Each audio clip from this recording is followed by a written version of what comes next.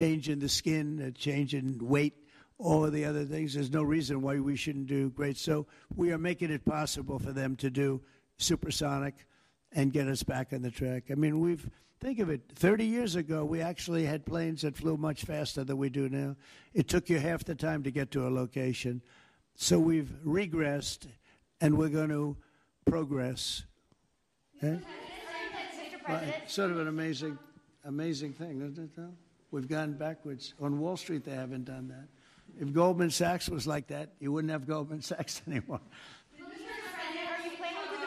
Yeah, please. Are you planning to deploy Marines in California to address the situation in Los Angeles? Are you going to deploy Marines in California? We'll see what happens. I mean, I think we have it very well under control. I think it would have been a very bad situation. It was heading in the wrong direction. It's now heading in the right direction. And we hope to have the support of Gavin, because Gavin's the big beneficiary as we straighten out his problems. I mean, his state is a mess. And I'd like to get somebody involved in the rail because, look, personally, it should have never been built because you can fly there for $2, and what are you doing? They're doing that. You could drive. You could do lots of different things. You know, if they did a study, if you gave every passenger the finest limousine service in the history of our world, the most expensive chauffeur-driven, white-glove limousine service back and forth, we would have saved billions of dollars as opposed to building this monstrosity that's going up. And I've never seen anything. You know, I've seen cost overruns. I'm a person, I've always done well on cost overruns. I don't have them. But I will tell you, I have never seen cost overruns. You see them where they're 20% more, 50%, 100% more.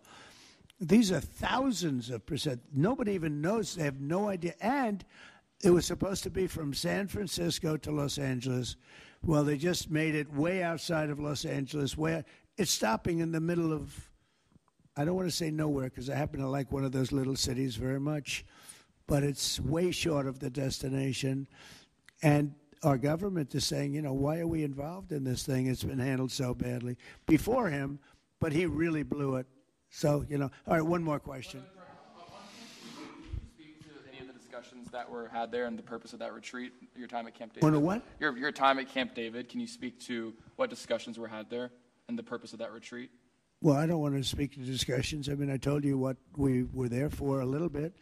We had discussions on many topics. We had a group of people, a large group of people, including generals and admirals and lots of others. And all I can say is our country's in great shape. We're in great shape economically. The bill that Mike and Jason and all the people are working on is going to be, I think, amazing. I think it's going to be one of the most important pieces of legislation we've ever had in this country. It's going to do things that you wouldn't believe.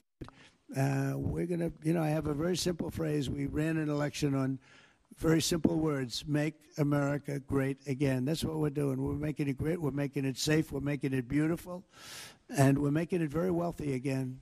You know, wealth is okay. You need wealth to take care of lots of other people. We have to make our country better. It has to heal from 4 years of abuse. Our country was abused badly by a very incompetent person and a group of people that weren't incompetent, but they were radical left lunatics.